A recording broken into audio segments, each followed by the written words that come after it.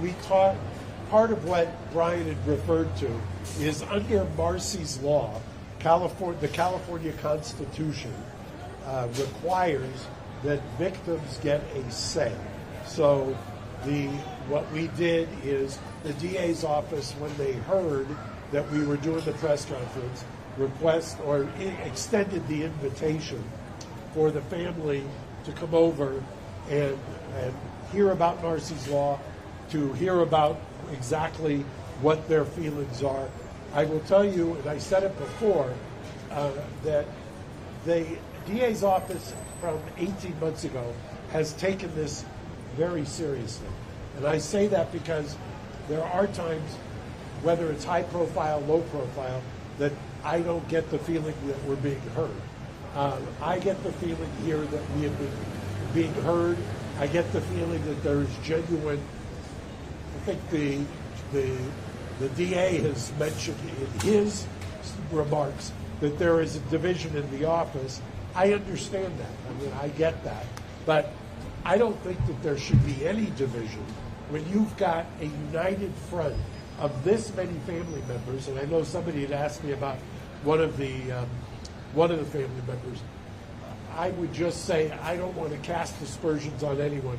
All I will say is think about your own family. Do you think you could get almost unanimous support out of your own family and extended relatives for anything you do? So I'll leave it at that. Mark, obviously there's renewed public attention to this story. There's renewed public attention to this story thanks in part to new documentaries, Ryan Murphy series, public support from people like Kim Kardashian and Rosie O'Donnell. How do you think this will all impact Loud Eric's case?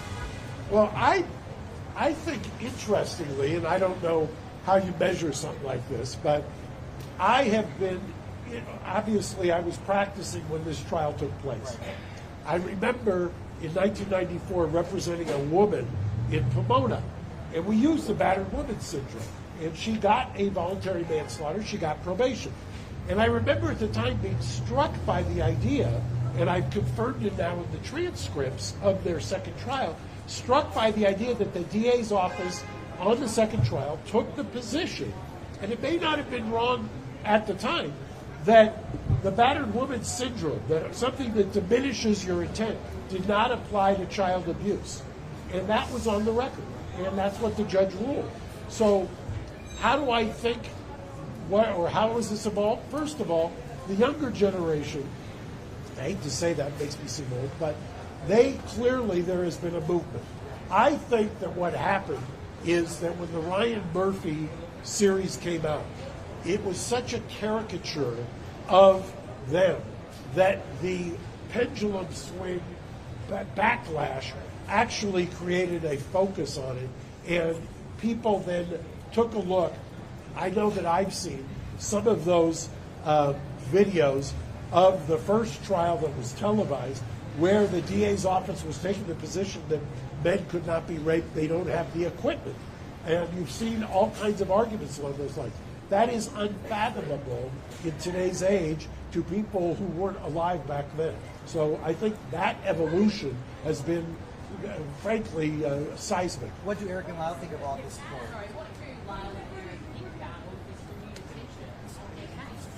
I think one of the reasons that we mentioned early on and that the family has said it, they had absolutely no hope after 2005.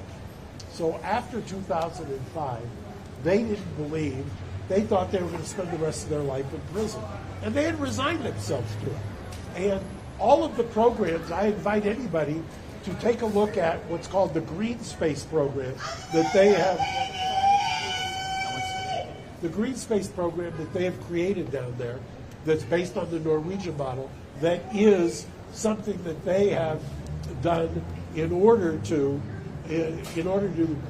reacclimate prisoners who are being released.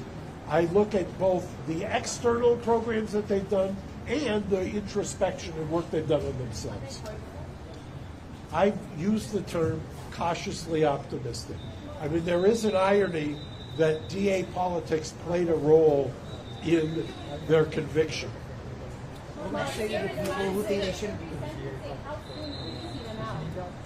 Well, look, I've said it before.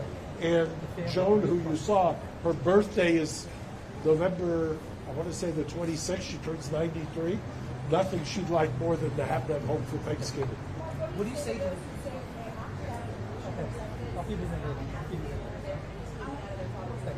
That's what the question was. What do you say to the people who say they acted out of greed? I have two responses to that. Number one, that's why the letter that predates the killing from Eric to Andy is so important. Number one, it corroborates that it was happening before. Number two, people forget this, probably before you were born. They went to the grand jury. The DA's office went to the grand jury on the financial motive theory. The grand jury, which will indict anybody on anything, the grand jury rejected that theory. So that is another one of the urban legends. Thank you. Mark, has the DA made any overtures to meet with Lyle and Eric, and have you encouraged him to do so? Well, I don't think that the protocol in the DA's office is anything about what we're doing today. The protocol today is that you meet with the resentencing unit, you get informed of Marcy's law, and you go from there. What would you say to people who think they shouldn't be released? What would you say to people who think they shouldn't be released? I don't know. I will tell you, I've represented, excuse me for 1 second. So I don't know that they're, other than one-offs, and there's always going to be one-offs. I mean, it's the criminal justice system. It was a polarizing case. Remember, part of what happened was, back in the 90s, they became a caricature. They were parodying on Saturday Night Live. I would venture to say that would not happen today. So, it's America. There's people with diverse opinions. I just would reiterate, there were two juries in trial number one, back in the 90s. Two juries, one for Eric, one for Lyle. 24 jurors who deliberated. Half of them voted not guilty on murder. Half. You need to talk with Edgardo Diaz, manager de Menudo. You need to recollect for this process, or another Menudo talk with you. Well, I've said before that the Menudo Declaration by Roy Rosello is important. But you combine it with, by the way, that is so that you can separate the mental gymnastics. Part of this is to overturn the conviction. The other part is that I think is unassailable, even to your question, to anybody who says, well, they shouldn't get out. The law in California is crystal clear. Resentencing, they qualify under the resentencing laws on every single factor. It's almost, I hate to say that anything's a slam dunk in the criminal law, but under the resentencing laws in California, they clearly qualify. Just to be clear, so you want the conviction overturned? We filed originally for the conviction to be overturned. That's what a writ of habeas corpus is. The other component of this is a resentencing, so it's two tracks. You can pause the habeas while you consider the resentencing. So it's walking and chewing gum at the same time. So you believe they were not guilty? But if the habeas would be granted, you would get a new trial. If they are resentenced, the judge under California law has the ability to recall the sentence and sentence them to a wide range of options. So it's your Well, it's position that because even... they resentencing is what I understand.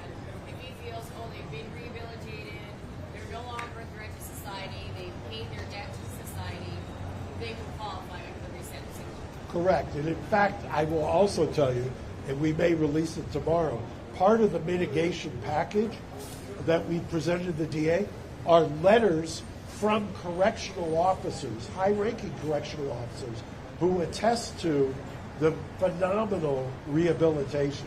We have a number of correctional officers who have actually said if released, they should be released, and that they would welcome them as neighbors in their neighborhood. Simon Anderson, I'm going to take Simon two more Anderson, who is questions the brother because of I Kitty want to get over Menendez. there to meet with the DA as well. Very quickly, Simon Anderson, who's the What? brother of Kitty Menendez, has said that they are guilty. I won't speak to whether they have a plan. I just think that in order to get through each day, that you've got to just ground yourself. it's a long road from life without for almost 17 years to being hopeful.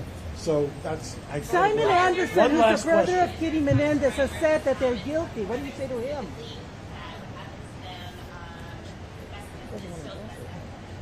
You have a great